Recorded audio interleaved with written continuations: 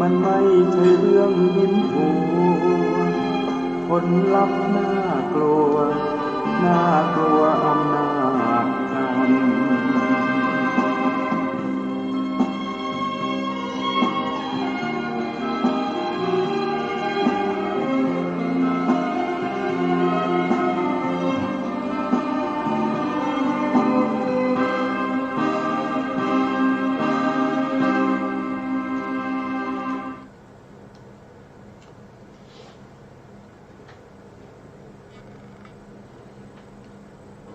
พุทธัง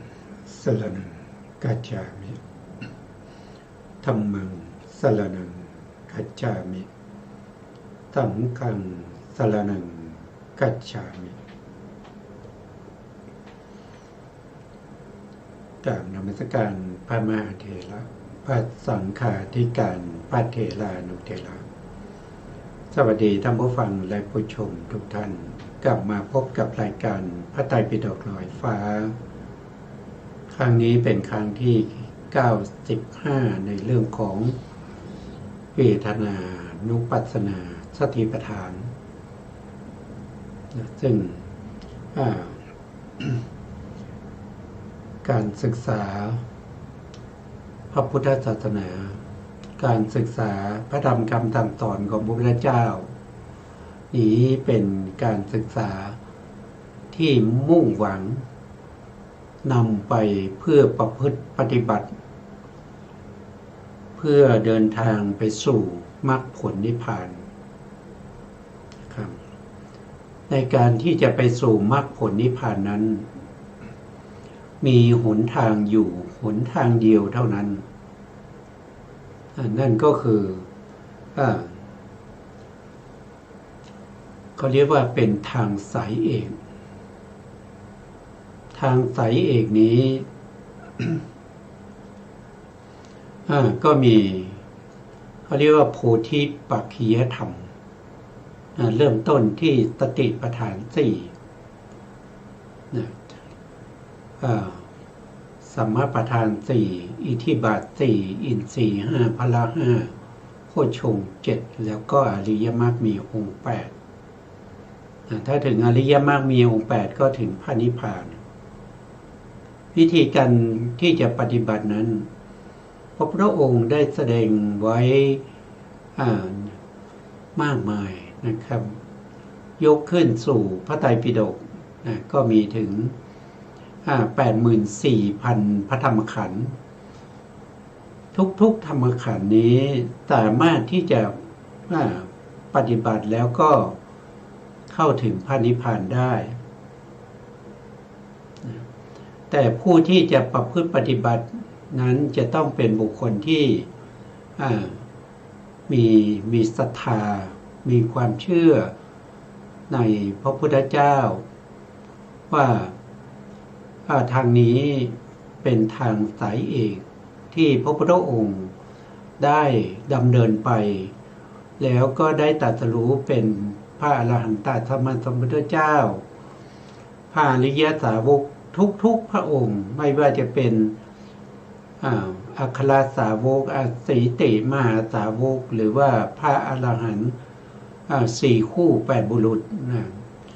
ก็เดินทางสายนี้ด้วยกันทั้งสิ้นผู้ที่ไม่ได้เดินทางสายนี้ก็ไม่สามารถที่จะเข้าถึงมรรคและผลไม่ได้เห็นพระนิพพานเป็นอารมณ์ก็อย่างพวกเรานะครับตั้งแต่สมัยพุทธกาลมาจนถึงปัจจุบันก็ผ่านมาตั้ง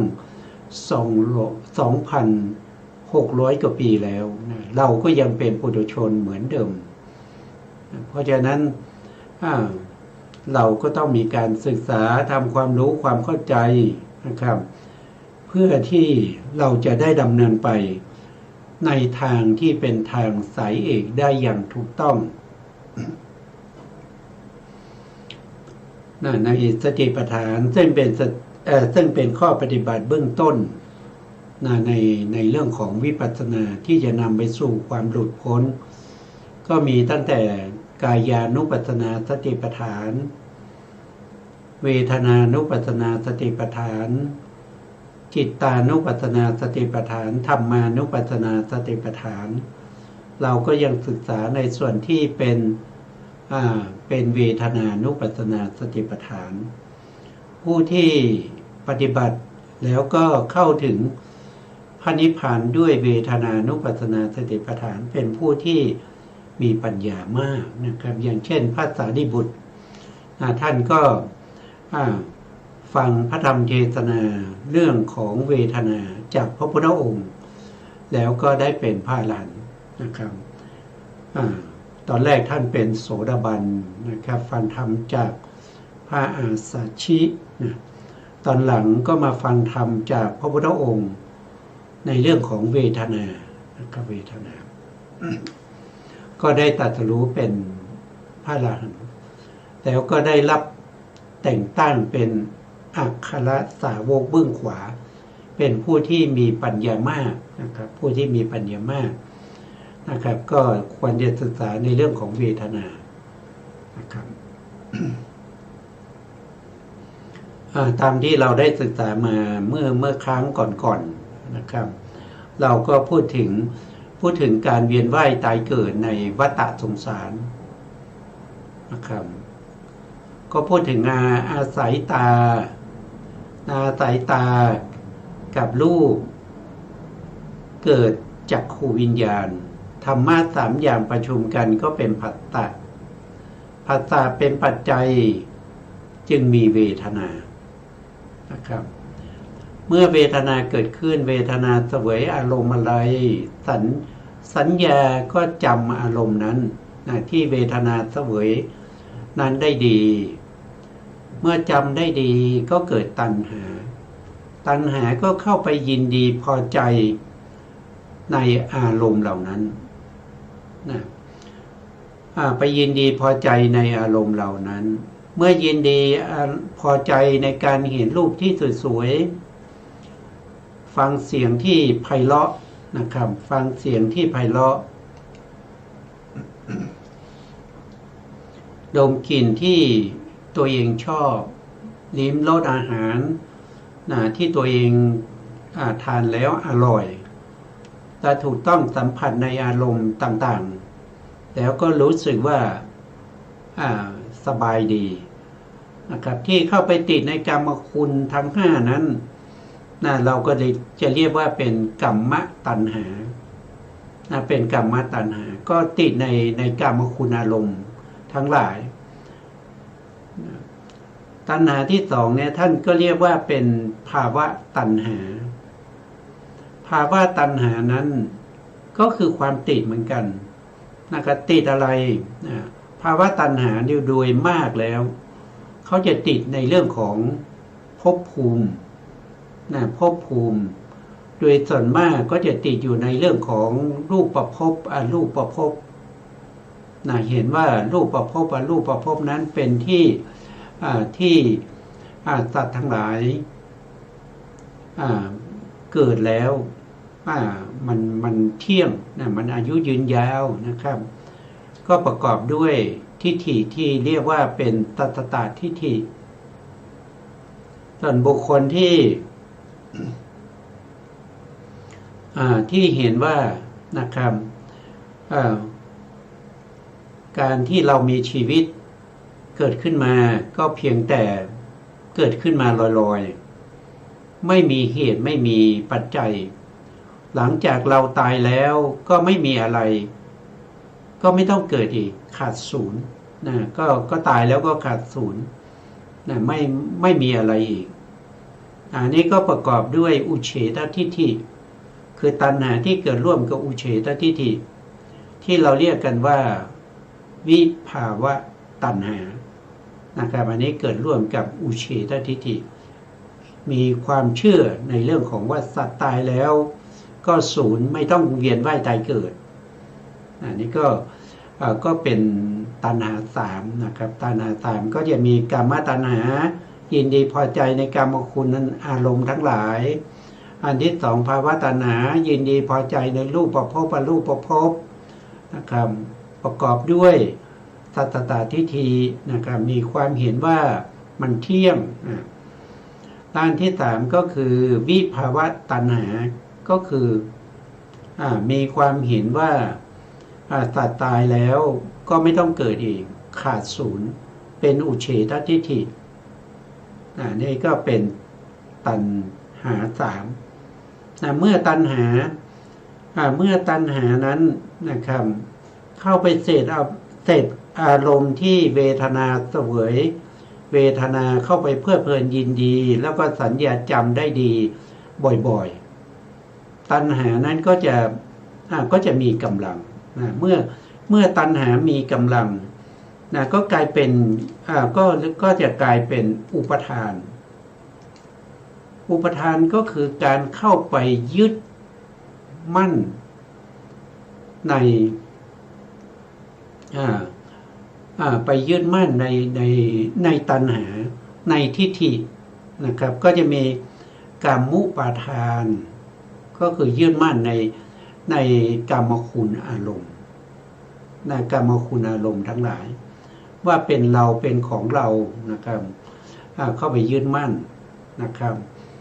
แล้วก็มีทิฏฐุปาทานทิฏฐุปาทานก็คือมีความเห็นผิดต่างๆทั้งหลายแล้วก็ยังมีนะครับศีลพัตตุปาทานศีลพัตตุปาทานก็คือการเข้าไปยึดมั่นในความเห็นผิดของตนแล้วก็นำเอาความเห็นผิดนั้นมาเป็นข้อปฏิบัติมาเป็นข้อประพฤติมาเป็นข้อวัดเช่นการประพฤติปฏิบัติเยี่ยงโควัดนะหรือการปฏิบัติเช่นสุนัขนะครับก็เป็นสุนวัตนะครับก็มีในสมัยพุทธกาลในสมัยพุทธกาลเขามีความเห็นผิดในเรื่องของการจะชดใช้กรรมในอดีตที่เคยทำมาที่มันไม่ดีจะชดใช้ให้มันหมดแล้วก็ไม่ทำกรรมใหม่เมื่อกรรมหมดเขาก็จะไปเสวยความสุขเขาเข้าใจอย่างนั้นซึ่งเป็นความเข้าใจที่ผิดความเข้าใจที่ไม่ถูกต้องพระพุทธองค์ตรัสว่าบุคคลที่ปฏิบัติเยี่ยงโคก็ย่อมไปเกิดย่อมไปเป็นเพื่อนของโคนั่นก็คือพบหน้าก็ไปเกิดเป็นเดรัจฉานก็คือไปเป็นโคนั่นเองบุคคลที่ปฏิบัติเยี่ยงสุนัขตายแล้วก็ไปเป็นเพื่อนกับสุนัขนั่นก็คือไปเกิดเป็นสุนัขนั่นเองนั่นก็เป็นข้อปฏิบัติที่เราเรียกว่าเป็นศีลพัตตุปรมัสสะคือข้อปฏิบัติที่ผิดนะครับยึดถือความเห็นที่ผิดแล้วก็มาประพฤติปฏิบัติอันนี้ก็เป็นอะไรก็เป็นอุปทานเหมือนกันนะครับข้อที่สี่อุปทานเขาเรียกว่าเป็นอัตตวาทุปาทานอัตตวาทุปาทานก็คือเป็นความเห็นที่เว้นจากที่ถูกปาทานแล้วก็ศีลพัตตุปาทานที่นอกเหนือจากนั้นก็เป็นอัตตวาทุปาทานก็คือเห็นเป็นตัวเป็นตนนะครับเห็นขันธ์ห้าเป็นเราเป็นเขาเห็นขันธ์ห้าว่าของเรานะครับเราอยู่ในขันธ์ห้านะครับขันธ์ห้ามีในเราอันนี้ก็คือได้แก่อัตตวาทุปาทานทั้งหมดทั้งมวลนั้นเขาเรียกว่าเป็นอุปทานเนี่ยท่านบอกว่ามีอยู่สองอย่างนะครับมีอยู่สองอย่างนั่นก็คือได้แก่อุปทานที่เป็นภพนะครับอุปทานเนี่ยเป็นปัจจัยให้เกิดภพนะครับเป็นปัจจัยให้เกิดภพแล้วก็ภพมีสองอย่างภพนี้มีสองอย่างก็คือได้แก่หนึ่งก็คือกรรมภาวะหรือเจตนา29เจตนา29คืออะไร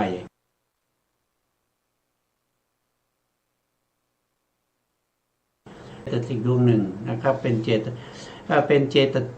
สิกดวงที่สี่ในสัพพจิตตสาธารณะเจตสิกทั้ง7ดวงเขาอยู่ดวงที่สี่เรียกว่าเป็นเจตนาทีนี้เจตนาก็ไปเกิดร่วมกับจิตที่เป็นอกุศลอย่างเช่นอกุศลจิต12นะครับเจตนาที่เกิดอยู่ในอกุศลจิต12มีโลภะมูลจิต8 มีโทสะมูลจิต2มีโมหะมูลจิต2อันนี้ก็ได้อยู่12นะครับได้12แล้วนะครับ29ได้12แล้วนะครับเจตนา29แต่เราหามาได้12แล้วก็คือเจตนาที่อยู่ในอกุศลจิต12นะครับแล้วต่อมาก็คือเจตนาที่อยู่ในมหากุศลอยู่ในมหากุศลมหากุศลจิต8นะครับเจตนาที่อยู่ในมหากุศลจิต8นะครับรวมกับอกุศล12ก็เป็น20เจตนาที่อยู่ในอกุศลนั้นก็เป็นตัวกรรมเป็นตัวกรรมที่เกิดร่วมกับอกุศลจิต12หรือมหากุศลจิต8นะครับว่าโดยปัจจุบันว่าโดยในขณะที่เกิดเขาก็เรียกว่าเป็นสหชาตกรรมที่เราศึกษามาแล้วศึกษามาในเรื่องของสหชาตชาตินะครับชาติชาตินะครับก็อกุศล12เนี่ยนะครับที่ตัวเจตนานั้นมีกำลังในการจัดแจงในการจงใจปรุงแต่งเพื่อให้กิจต่างๆของเจตสิกและจิตนั้นสำเร็จลงในอกุศล12นี้เมื่อเขาให้ผลในปฏิสนธิการ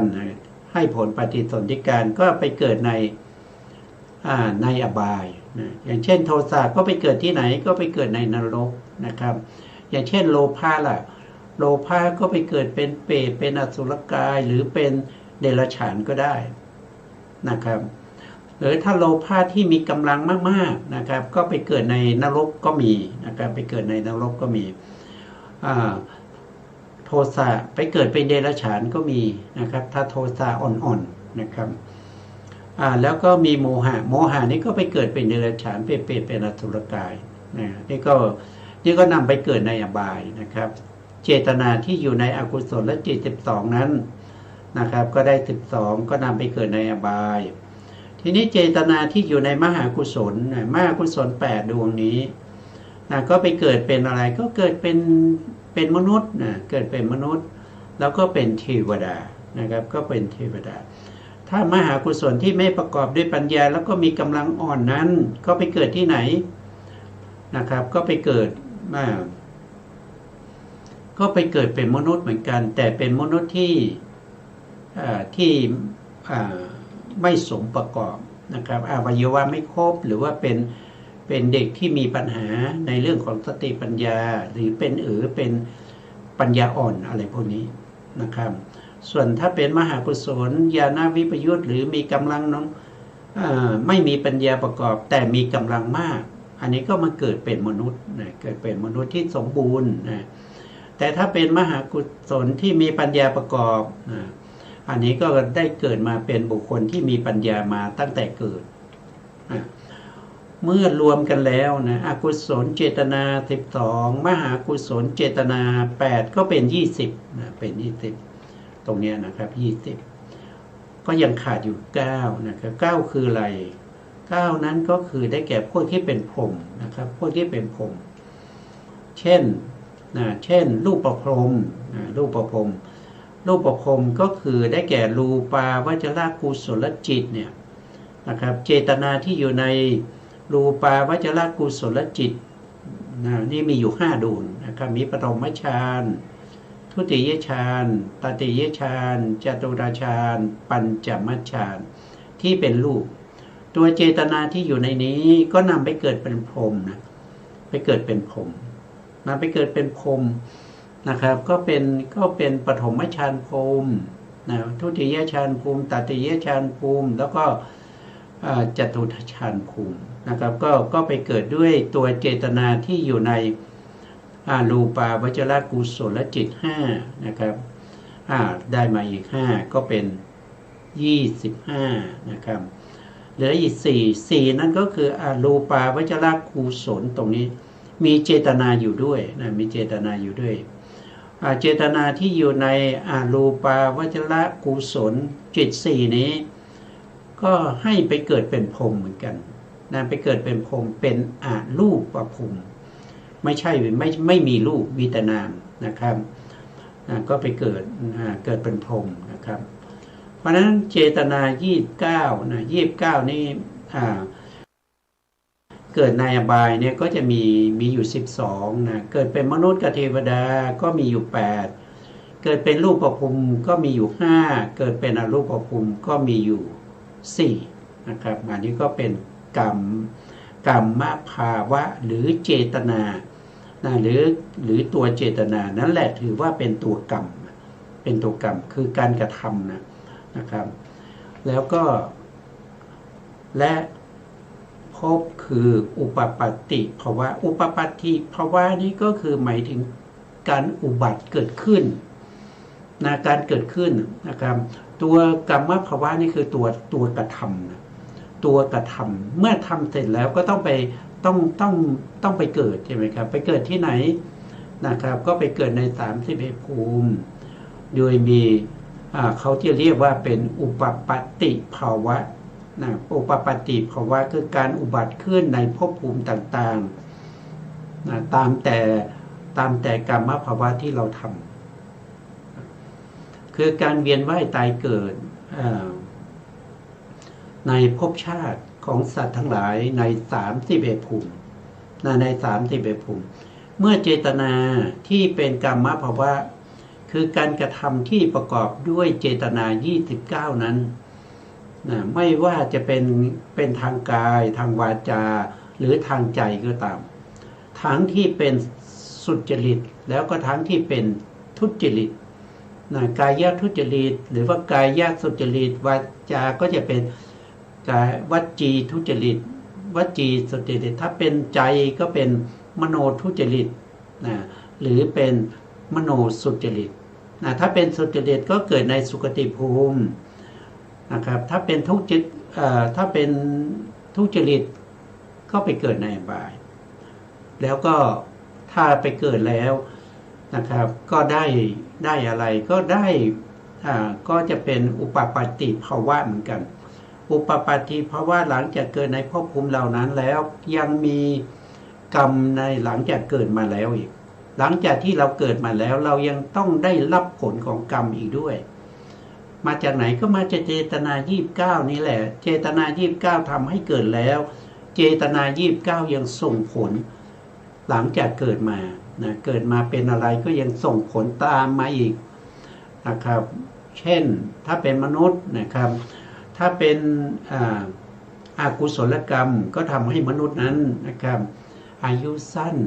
นะครับถ้าฆ่าสัตว์บ่อยๆได้เกิดมาเป็นมนุษย์แล้วกรรมที่ฆ่าสัตว์บ่อยๆก็ทำให้อายุสั้นถ้ามีการเบียดเบียนสัตว์นะครับก็จะทำให้บุคคลนั้นเกิดมาแล้วมีโรคภัยไข้เจ็บมากนะครับถ้าสมมติว่าทำกรรมที่เป็นกุศลอย่างเงี้ยนะครับให้ทานอย่างเงี้ยเราก็เกิดมาแล้วเราก็จะมีโภคทรัพย์มากเป็นเศรษฐีร่ำรวยนะครับให้ทานเยอะนะครับก็เกิดมาเป็นพระราชามีบริวารมากนะครับให้ทานมีทรัพย์สินเยอะอย่างเงี้ยก็มาจากไหนก็มาจากการกระทำของเรานะไม่มีใครทำให้นะครับไม่มีใครทำให้เราไม่สามารถไปขอนะครับเช่นคนอื่นเขาให้ทานแล้วเราก็ไปขอแบ่งบุญมาเพื่อที่เราจะได้มีทรัพย์สมบัติมากอย่างเงี้ยมันเป็นไปไม่ได้นะถ้าเขาให้ทานเราเห็นแล้วเราอนุโมทนาเราอนุโมทนาเราได้แต่บุญที่อนุโมทนานะครับได้อนุโมทนาแต่ทรัพย์สินที่เขาให้ทานนั้นเขาจะได้โภคทรัพย์เยอะเป็นเศรษฐีแต่เราไม่ได้เป็นอย่างเขาแต่เราเห็นทรัพย์สมบัติเขาอย่างเงี้ยได้เห็นแต่ว่าเราไม่ได้อะเพราะฉะนั้นการอนุโมทนาก็ดีเพราะว่าเราจะได้เห็นของดีๆนะครับได้เห็นเศรษฐีหรือว่าเราอนุโมทนากับเขาอาจจะมีน้ำจิตน้ำใจนะครับในการที่จะอุดหนุนเรานะครับเราไปทำงานกับเขาอาจจะส่งเสริมเรานะครับหรือว่าเราหาอาชีพนะครับเช่นไปขายไก่ทอดนะครับเศรษฐีก็จะมาซื้อมาเหมาอย่างเงี้ยนะครับเราก็ เราก็ได้อะไรได้อานิสงส์จากเขาอ่ะแต่ถ้าเราอยากจะเป็นเศรษฐีเป็นมหาเป็นบุคคลที่มีทรัพย์สินเยอะเราก็ต้องทำเองนะครับเราก็ต้องมีการให้ทานนะเช่นใส่บาตรนะครับให้ทานแก่ผู้ยากไร้นะทานนี้ไม่ใช่เล่นนะครับทานนี้ถ้าเราตั้งความปรารถนาจะให้สำเร็จเป็นพระอริยบุคคลก็ได้นะอย่างเช่นพระโพธิสัตว์เนี่ยพระโพธิสัตว์เนี่ยนะครับเขาสร้างทานบารมีใช่ไหมครับเขาสร้างทานบารมีในจริยาปิฎกในจริยาปิฎกนี้ท่านก็พูดถึงพระโพธิสัตว์สร้างบารมีที่เป็นทานบารมีนะครับท่านก็มีการตั้งความปรารถนานะครับว่าหากคือเขาสอนตัวเองนะสอนตัวเองหากเธอปรารถนาจะเป็นพระพุทธเจ้าเธอต้องสร้างหรือบำเพ็ญทานบารมีนะครับเธอจงบำเพ็ญทานบารมีเถิดนะอันว่าจำมารีรักษาขนหางโทษทีอันว่าภาชนะนะอันว่าภาชนะที่เต็มด้วยน้ำเมื่อคว่ำภาชนะนั้นน้ำก็จะไหลออกจากภาชนะนั้นไม่ขังติดอยู่ในภาชนะนั้นฉันใดเธอเห็นผู้ยากไร้แล้วจงให้ทานอย่าให้เหลือเธอบำเพ็ญทานบารมีตลอดการทั้งปวงเมื่อถึงฝั่งแห่งทานบารมีแล้วเธอจะบรรลุสัพพัญญุตญาณเธอจะบรรลุสัมมาสัมโพธิญาณได้สมดังที่ต้องการเนี่ยเราก็เห็นได้นะครับว่าทานเนี่ยนะครับถ้าเราให้แล้วเนี่ยเราตั้งความปรารถนานะครับตั้งความปรารถนาว่าด้วยทานที่ข้าพระองค์ได้กระทำแล้วด้วยดีนี้จงเป็นพลวะปัจจัยให้ข้าพระองค์ได้มรรคได้ผลในโอกาสข้างหน้านี้ก็สามารถที่จะทำให้เป็นปัจจัยให้เราได้มรรคผลเหมือนกันนะไม่ใช่ให้ทานแล้วก็จะได้เฉพาะโภคทรัพย์นะครับไม่ใช่คือโภคทรัพย์เนี่ยมันเป็นโดยตรงมันเป็นโดยตรงนะครับมันได้โดยตรงนะครับยังมีอย่างอื่นอีกนะครับยังมีอย่างอื่นนะครับได้นิพพานได้คุณสมบัติอะไรหลายๆอย่างได้ไปเกิดเป็นเทวดาอย่างเนี้ยนะก็เกิดจากการให้ทานได้นะครับอันนี้ก็พูดถึงอุปทานพูดถึงภพนะครับอุปทานนี้เป็นปัจจัยให้เกิดภพนะครับเป็นอุปทานให้เกิดภพภพก็มีสองอย่างก็คือกรรมภาวะกับอุปปัตติภาวะกรรมภาวะก็คือการกระทำที่ประกอบด้วยเจตนาอุปปัตติภาวะก็คือการไปเกิดมีการกระทำแล้วก็มีการไปเกิดมีการไปเกิดทีนี้ภพเนี่ยก็เป็นปัจจัยให้เกิดชาตินั้นก็คือการเกิดนั่นเองอาการลักษณะของการเกิดขึ้นเกิดขึ้นยังไงก็เกิดขึ้นตามเจตนาที่เราทำหรือกรรมที่เราทำนะครับอย่างถ้าว่าโดยสิ่งที่เกิดขึ้นนะครับสิ่งที่เกิดขึ้นเนี่ยมันก็คือได้แก่อะไรก็คือได้แก่กรรมชรูปกับวิบากกรรมชรูปกับวิบากนั่นคือนามธรรม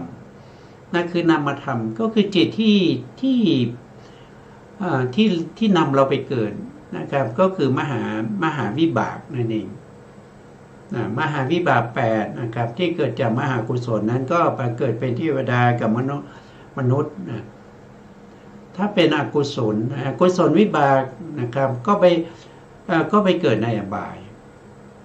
ถ้าเป็นพรหมเจตนาที่อยู่ใน รูปประพรหมที่เป็นกุศลก็ให้ผลไปเกิดเป็นรูปประพรหมนะความเกิดนะเขาเรียกว่าเป็นชาติทีนี้ชาติก็มีตาอีกนะชาติก็มีตาใช่ไหมครับก็มีตามีหูมีจมูกมีลิ้นมีกายเมื่อมีตามีหูมีจมูกมีลิ้นมีกายมีใจแล้วก็อาศัยตานั้นนะครับไปเห็นรูปนะเมื่อเห็นรูปกับตาก็เกิดอะไรก็เกิดจักขูวิญญาณธรรมะสามอย่างประชุมกันก็เป็นผัสสะเป็นปัจจัยให้เกิดเวทนาเสวยอารมณ์นะไม่ว่าจะเป็นสุขเป็นทุกข์หรือว่าเป็นอุเบกขานะเวทนานั้นเสวยอารมณ์ท่องเสพอารมณ์นะครับจะเป็นสุขเป็นทุกข์อะไรก็ตามสัญญาก็จะจำอารมณ์นั้นสัญญาจำได้ก็เกิดตัณหานะครับตัณหาก็มีอุปทานก็เป็นเหตุให้เกิดภพเกิดภพก็เกิดชาติอีกชาติก็มีตาอีกใช่ไหมครับชาติก็มีตามีหูมีจมูกมีลิ้นกายอีกแล้วก็อาศัยหูใช่ไหมครับเราก็ว่าตาก็มากแล้วนะต่อมาก็อาศัยหูนะหูที่เกิดจากชาติอาศัยหูกับเสียงก็เกิดโสตวิญญาณนะครับธรรมะสามอย่างประชุมกันก็เป็นผัสสะนะครับเมื่อผัสสะเกิดขึ้นก็เป็นเหตุเป็นปัจจัยให้เกิดเวทนาเวทนาก็เข้าไปเสวยอารมณ์ที่เป็นสุขเป็นทุกข์เป็นอุเบกขาสัญญาก็จะจำอารมณ์นั้นตัณหาก็จะเกิดขึ้นมาอีกตัณหาก็เป็นปัจจัยให้เกิดอุปทานก็เป็นไปปัจจัยให้เกิดภพอีกภพก็เกิดชาติอีกก็คือเกิดเนี่ยอันนี้มันคือการเวียนว่ายตายเกิดในวัฏสงสารมันเป็นไปอย่างนี้ถ้าใครที่จะตัดวงจรนี้ได้ใครที่จะทำให้วงจรนี้หมดไปได้นะคนที่ทำให้วงจรนี้หมดไปได้คนแรกนั่นคือพระพุทธเจ้านะพระพุทธเจ้าเมื่อได้ตัดวงจรแห่งวัฏสงสารแล้วก็นำเอาความรู้ความเข้าใจทั้งหมดทั้งมวลที่พระพุทธองค์ได้บำเพ็ญบารมีมาทั้งหมดนั้นที่เป็นไปแห่งการตัดเสียซึ่งวัฏสงสารนั้นมาสั่งสอนมาเทศนามาทำให้ตื่นทำให้สัตว์ทั้งหลายนะครับได้ศึกษาเล่าเรียนประพฤติปฏิบัติ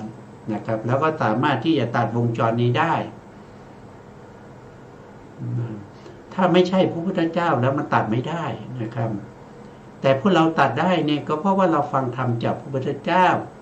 เพราะฉะนั้นการประพฤติปฏิบัติที่เราประพฤติปฏิบัติตรงตามคำสั่งสอนของพระเจ้านั้นมันคือคำสั่งสอนของพระเจ้านะครับถ้าเป็นคำสั่งสอนของผู้อื่นไม่มีสิทธิ์ที่จะตัดวงจรนี้ได้แล้วก็ไม่มีสิทธิ์ที่จะกลับมาเกิดเป็นมนุษย์ได้นะครับอย่างเช่นได้บอกไปแล้วนะครับที่เป็นอุปทานนะครับเข้าใจผิดนะครับยึดถือข้อปฏิบัติที่ผิดนะครับอย่างสมัยพุทธกาลท่านก็ยกตัวอย่างเรื่องของโควัฏแล้วก็สุนัขวัฏนะครับก็ไปเกิดที่ไหนก็ไปเกิดเป็นเดรัจฉานนะครับอันนั้นก็ไปตามกรรมที่ตัวเองทำนี่ก็เป็นมันเป็นไปอย่างนั้นสิ่งเหล่านี้นะมันเป็นไปโดยธรรมชาตินะไม่มีใครมาสาปมาแช่งแล้วก็ไม่มีใครที่จะมาชักนำเราให้ไปตกนรกนะให้ไปเป็นเดรัจฉานเป็นเปลี่ยนไม่มีมันไม่มีนอกจากเราเองนะครับนอกจากเราเองเราทำเองเราเข้าใจผิดเราทำไปด้วยไม่รู้นะครับนะทีนี้เราก็มาดูว่าอุปทานนี่มีลักษณะยังไงท่านบอกว่าอุปทานนี่มีลักษณะของความยึดไว้นะยึดไว้สิ่งไหนที่เรายึดไว้ยึดมั่นไว้เนี่ยครับอันนี้เป็นลักษณะของอุปทานและมีกิจยังไงนะครับมีกิจก็คือไม่ยอมปล่อยไงบางคนเนี่ยยึดมั่นในความเห็นของตนนะครับว่าถูกต้องนะครับความเห็นผู้อื่นผิดเมื่อมีบัณฑิตทั้งหลายหรือมีพระพุทธเจ้าหรือมีพระอริยสาวกเนี่ยมาแนะนำในทางที่ถูกก็ไม่เอา ก็ไม่เอาเนื่องจากว่าตัวเองยึดถือความเห็นผิดของตัวเองมานานแล้วมันติดแน่นแล้วแก้ไขไม่ได้นั่นคือไม่ยอมปล่อยอันนี้เป็นกิจของอุปทานอุปทานเกิดขึ้นมานะครับเกิดกับใครคนนั้นจะมีการยึดมั่นอะไรยึดมั่นอุปทานยึดมั่นเห็นว่ารูปนามขันธ์ห้าเป็นเราเราเป็นรูปนามขันธ์ห้าเราอยู่ในเวทนานะครับเวทนาอยู่ในเราความรู้สึกสบายไม่สบายความเจ็บความป่วยความไข้เป็นเราไปหมดนะครับจริงๆมันคืออะไรจริงๆมันก็คือเป็นธรรมชาติของคนที่เกิดแล้วหรือสัตว์ทั้งหลายที่เกิดขึ้นมามันก็ต้องมีแก่มีชรานะครับมีอาพาธคือความเจ็บไข้ได้ป่วยแล้วก็มีความตายมีความโศกมีความเศร้านะครับมีความทุกข์กายทุกข์ใจโทมนัสอุปายาตะคือความคับแค้นใจมันย่อมมีเป็นธรรมดามันเป็นของที่มันเป็นของแถมมาจากการเกิดเกิดขึ้นมาแล้วไม่ใครบ้างที่ไม่แก่ใครบ้างที่ไม่เจ็บไข้ได้ป่วยใครบ้างที่ไม่ตายใครบ้าง ใครบ้างที่ไม่เศร้าโศกไม่มีนะครับเกิดมาแล้วก็ต้องมีความแก่ทุกคนนะครับมีความตายทุกคนมีความโศกบางคนก็โศกมากโศกน้อยก็ต้องมีด้วยกันอันนี้เป็นอะไรก็มาต่อไปเขามีอาการปรากฏยังไงอุปทานมีอาการปรากฏก็คือตัวอุปทานนี้ก็คือตัวตัณหาที่มีกำลังอาการปรากฏเขาคือตัวตัณหาที่มีกำลังและอัตตทิฏฐิอัตตทิฏฐิก็คือเห็นเป็นตัวเป็นตนนะครับอัตตทิฏฐิหรือเห็นเป็นสัตว์เป็นบุคคลเป็นผู้หญิงผู้ชายอย่างเงี้ยหรือว่าถ้าว่าโดยปุถุชนทุกคนต้องมีนะครับทุกคนต้องมีอันนี้เป็นอาการปรากฏนะแล้วก็เหตุใกล้ให้เกิดนะครับอุปทานนะครับที่เกิดขึ้นมาได้ก็เพราะมีตัณหานั่นเองตัณหาเป็นเหตุใกล้ให้เกิดอุปทานอันนี้คือลักษณะที่จตุกะของอุปทานนะครับเราก็ต้องจำไว้นะจำไว้ทำไมนะครับก็จำไว้ในขณะที่เราประสบกับเหตุการณ์อย่างนี้เราประสบกับค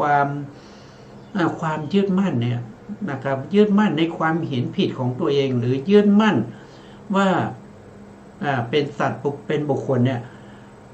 เราก็มาเทียบเคียงได้ว่าอันนี้แหละที่เขาเรียกว่าเป็นอุปทานอย่างเงี้ยถ้าเราไม่รู้นะครับเราก็ไม่รู้จักอุปทานนะครับเราไปยึดมั่นไม่ยอมปล่อยนะครับแล้วก็มีความอยากความต้องการอย่างร้ายแรงแต่เราไม่รู้หรอกว่าอันนี้มันคืออุปทานเพราะเราไม่รู้จักเนี่ยที่เราจะรู้จักได้เนี่ยก็เพราะว่าเราจะต้องรู้ลักษณะของสิ่งเหล่านี้อย่างเช่นตัณหาเนี่ยเราก็ต้องรู้ลักษณะของตัณหาถ้าเราไม่รู้จักตัณหาแล้วเราจะรู้ได้ยังไงว่าในขณะที่สภาวธรรมที่เป็นเหตุให้เกิดความทุกข์ทั้งหลายนะเขาเรียกว่าเป็นตัวตัณหาตัวที่เข้าไปยินดีนะครับยินดีเพลิดเพลินในอารมณ์ทั้งหลายในภพในชาติทั้งหลายนะเขาเรียกว่าเป็นตัณหาอันนั้นเป็นกิจของตัณหาอาการปรากฏของตัณหานั่นก็คือตัณหานั้นไม่รู้จักอิ่มนะครับไม่รู้จักอิ่มได้แล้วก็อยากออกมามากนะครับไม่ได้ก็ปรารถนาจะได้พอได้แล้วก็อยากได้มากๆนะครับไม่รู้จักพอประมาณนั่นคือตัณหานะครับแล้วก็อุปทาน ท่านบอกว่าการที่เรามีตัณหากับอุปทานก็เพราะว่าไม่รู้ความจริงไม่ได้ศึกษาคำสั่งสอนของพระพุทธเจ้าไม่ได้พิจารณาตามจึงเกิดความยึดมั่นความเห็นผิดความเข้าไปยินดีนะความเข้าไปยินดีชอบใจในความเห็นการได้ยินนะครับเพลิดเพลินในการดมกลิ่นเพลิดเพลินในการลิ้มรสนะเพลิดเพลินในการถูกต้องสัมผัสนะครับในการรับรู้อารมณ์ต่างๆทางใจแล้วก็คิดแล้วก็ว่าสิ่งที่เรารู้เราได้สัมผัสเหล่านั้นเป็นเรามันเป็นเรามันเป็นของเรามันเป็นอัตตาของเรานะครับอันนี้ก็คือตัณหานะครับตัณหาอย่างเช่นเราไปเห็นอะไรนะครับก็เป็นเราอย่างเงี้ยมันเป็นตัณหามันเป็นตัณหานะครับมันเป็นเรามันเป็นเราเป็นตัณหาที่ประกอบกับอะไรเป็นเราอย่างเงี้ยมันประกอบกับมานะนะมันประกอบกับมานะกับตัณหาก็เกิดร่วมกันเกิดร่วมกันพอได้เห็นอะไรก็บอกว่าที่เห็นนั้นมันเป็นเราที่เห็นนั้นมันเป็นเราอันนี้เป็นทิฏฐิกับมานะนะครับโทษทีเป็นตัณหากับมานะทิฏฐิกับมานะเขาไม่เกิดร่วมกันนะครับต่อมาบางคนก็เห็นว่ามันเป็นของเรานะมันเป็นของเราอันนี้คือตัณหาจริงๆนะครับตัณหาจริงๆมันเป็นของเรานั่นมันเป็นของเรานะวิปลาสนะครับเห็นเป็นของเราด้วยตัณหาบางคนก็เห็นว่ามันเป็นอัตตาของเรานะเป็นอัตตาของเราความเห็นที่เป็นอัตตาเนี่ยเขาเรียกว่าเป็นเห็นผิดว่าเป็นอัตตาของเราด้วยทิฏฐิทิฏฐิก็คือสำคัญผิดเห็นผิดเข้าใจผิดอันนี้เป็นอัตตาของเราอย่างนี้ก็เพราะอะไรก็เพราะว่าเราไม่ได้ศึกษาไม่ได้เล่าเรียนไม่ได้ฟังธรรมไม่ได้นำไปพิจารณานะครับถ้าได้ศึกษาพิจารณาให้ดีแล้วนะตัวของเรามันไม่มีนะครับอะไรมันเป็นตัวของเราถ้าเราพิจารณาแล้วอะไรเป็นของเรานะครับรูปเป็นของเราหรือนะครับบางคนก็ยึดรูปเป็นของเรานะแต่รูปนั้นนะครับเขาเกิดจากเหตุและปัจจัยเขาไม่ได้บอกว่าเป็นเราเนี่ยนะเขาเกิดจากอะไรก็เกิดจากอวิชชาตัณหากรรมแล้วก็อาหารนี่พติของรูปเขาไปรูปมันก็ไม่ได้บอกว่าเป็นเรานะครับถ้ารูปนั้นเป็นเราก็สามารถที่จะบังคับรูปนั้นได้ให้มันเป็นไปตามคำสั่งของเราเช่นเกิดมาแล้วนะครับอย่าแก่นะลูกมันเชื่อหรือเปล่าขอลูกของเราจงอย่าแก่ขอลูกของเราจงอย่าป่วยอย่ามีอาพาธขอลูกของเราจงอย่าตายมันเป็นไปไม่ได้ไอ้หนึ่งตั้งอยู่ที่ประตูวังล้อมโดยตุ่มเป็ดที่เกิดมาแล้วนะครับไม่แก่ไม่ป่วยไม่ตายมีไหมมันไม่มีนะครับบังคับบัญชาไม่ได้นะครับมันจึงไม่เป็นของเราถ้าเป็นของเราเราต้องบังคับมันได้เราต้องสั่งให้มันทำตามคำสั่งของเราได้แต่นี่มันเป็นไปไม่ได้มันทำไม่ได้นะเพราะฉะนั้นรูปจึงไม่เป็นเรานะแล้วเวทนาล่ะเวทนาเป็นของเราก็สั่งให้เวทนาว่าเวทนาเจ้าจงเสวยแต่ความสุขนะเจ้าอย่าไปเสวยความทุกข์เจ้าอย่าเฉยนะเจ้าจงมีความสุขตลอดเวลาเป็นไปได้ไหมมันก็เป็นไปไม่ได้เวทนาก็เกิดด้วยปัจจัยใช่ไหมครับเวทนาเกิดจากอะไรก็เกิดจากอวิชชา เกิดจากตัณหาเกิดจากกรรม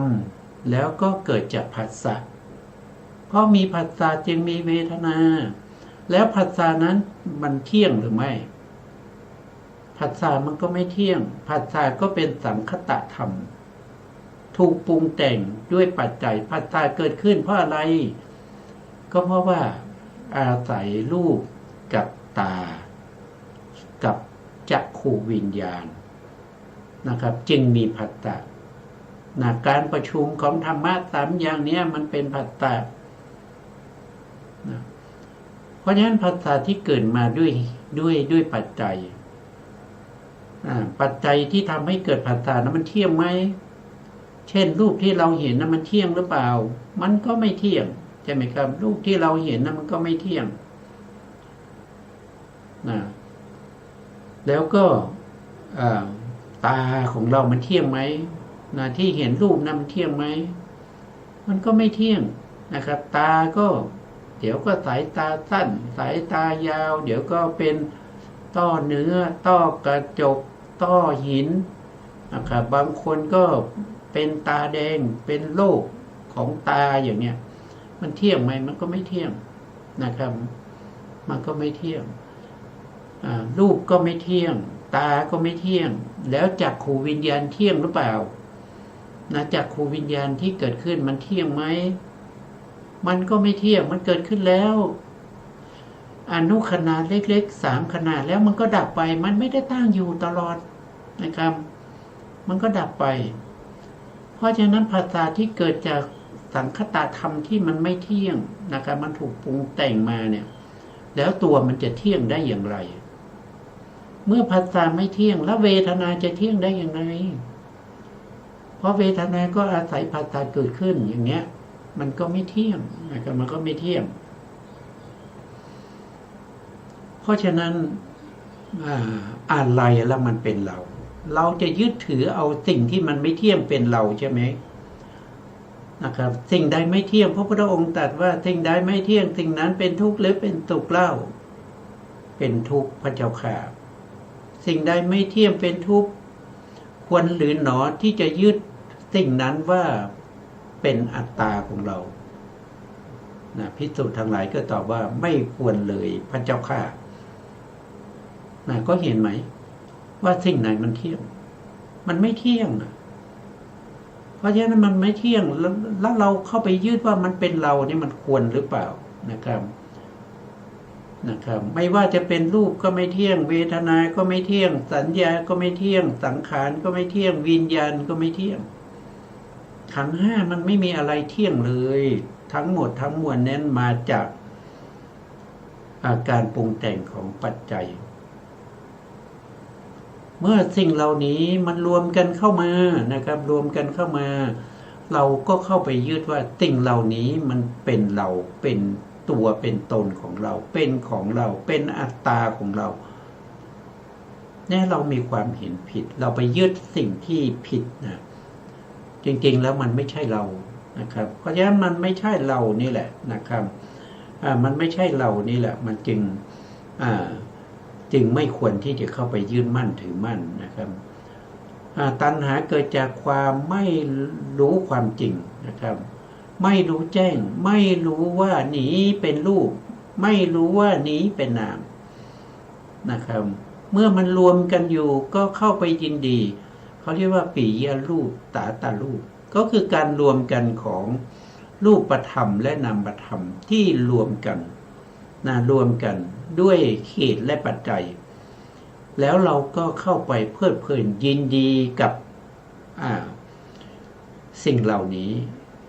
สิ่งที่มันไม่เที่ยงไปเข้าไปยินดีพอใจกับสิ่งที่มันไม่เที่ยงสิ่งที่มันเป็นไปตามอำนาจของปัจจัยทั้งหลายเพราะอะไรเราไม่รู้สิ่งเหล่านี้ว่าเป็นรูปเป็นนามก็เพราะว่าเราไม่ได้กำหนดรอบรู้เราไม่ได้กำหนดรอบรู้ว่าอันนี้คือรูปขันธ์นะรูปขันธ์เนี่ยประกอบด้วยมหาพุทธรูปตีอุปทายรูปนะครับอุปทายรูปต่างๆนะครับรวมกันก็มาเป็นรูปขันธ์นะครับรวมกันแล้วเป็นหญิงเป็นชายเป็นเราเป็นเขา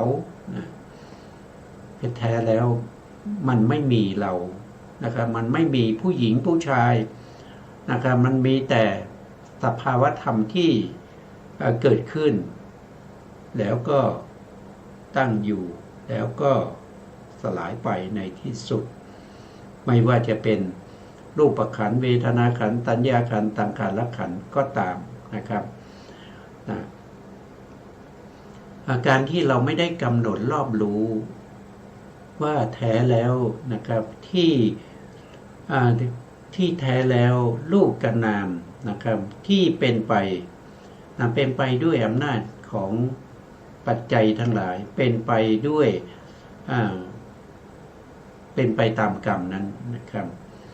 เมื่อไม่ได้พิจารณาปล่อยจิตปล่อยใจให้ล่องลอยไปกับอารมณ์เหล่านั้นนะครับตัณหาที่เกิดขึ้นนะครับ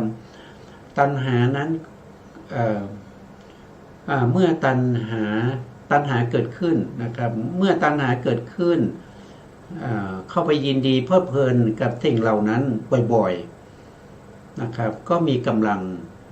ตัณหานั้นก็จะมีกำลังเพราะมันเกิดบ่อยๆเกิดบ่อยๆก็มีกำลังนะถ้าเราไม่ได้ใส่ใจพิจารณานะครับไม่มีกรรมฐานที่เข้าไปนะครับเข้าไปเพื่อจะมาฝึกจะถอนไม่มีโพธิปัจจยธรรมไม่มีสติปัฏฐานเป็นต้นไม่ได้ฝึกอบรมอริยมรรคมีองค์แปดในที่สุดตัณหานั้นก็มีกำลังจนเป็นอุปทานทำให้ยึดมั่นถือมั่นว่าเป็นเราเป็นของเราเป็นอัตตาของเราเพราะอุปทานยังเกิดกับวิตกและวิจารณ์วิตกวิจารณ์วิตกก็คือการตึกวิจารณ์ก็คือการตอบเมื่อมีวิตกวิจารณ์วิตกวิจารณ์เนี่ยนะครับที่อยู่ในใจเนี่ยมันก็จะล่วงจากใจออกมานะครับกลายเป็นกายกรรมวจีกรรมกายกรรมก็ล่วงมาทางกายวิญญัตวจีวิญญัตแล้วก็ออกมาเป็นกรรมเมื่อเป็นกรรมเนี่ยกรรมนั้นย่อมมีผลแล้วก็จะให้ผลต่อไปนะครับเพราะฉะนั้นเนี่ยเราต้องรู้เท่าทันในสิ่งพวกนี้ถ้าเราไม่รู้เท่าทันในสิ่งพวกนี้เราก็ต้องเวียนว่ายตายเกิดก็ต้องเวียนว่ายตายเกิดโดยไม่มีอะไรไม่มีที่สิ้นสุดนะครับเดี๋ยวก็เกิดแล้วก็เกิดอีกไม่รู้เมื่อไหร่ไม่รู้เมื่อไหร่ว่าเราจะมีความสุขที่แท้จริงนะครับมีสันติลักขณังมีสุขอย่างเดียวไม่มีการเปลี่ยนแปลงนะครับนั่นก็คือพระนิพพานนะครับมีอยู่ที่เดียวนะครับคือพระนิพพานมีสันติลักขณังไม่มีการเกิดไม่มีการดับนะครับแต่พระนิพพานนั้นเป็นอนัตตาวันนี้เวลาเราหมดแล้วนะครับสุดท้ายนี้นะครับก็ขอกราบขอบคุณพระครูสมุทรวิศวัตรวรกิจโจผู้อำนวยการสถานีวิทยุเพื่อการศึกษาพระพุทธศาสนาและวัฒนธรรม FM 104.5 เมกะเฮิรตซ์วัดฝายหินจังหวัดเชียงใหม่ได้ขอกราบขอบคุณพระครูสมุทรวิศวัตรวรกิจโจผู้อำนวยการสถานีโทษทีนะครับแล้วขอกราบขอบคุณท่านผู้ฟังและผู้ชมทุกท่านที่ให้เกียรติติดตามในรายการพระไตรปิฎกลอยฟ้าพบกันใหม่ในครั้งต่อไปครับวันนี้ลาไปก่อนครับสวัสดีครับ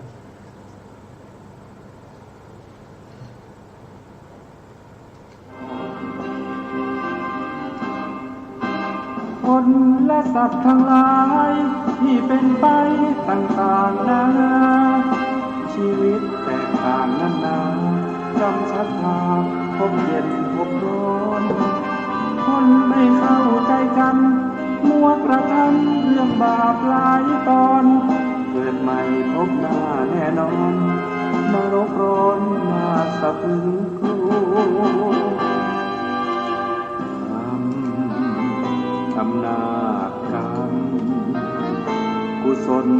ลกรรมหรืออกุศลกรรมไม่ควรกระทำกรรมที่ผิดติดตัว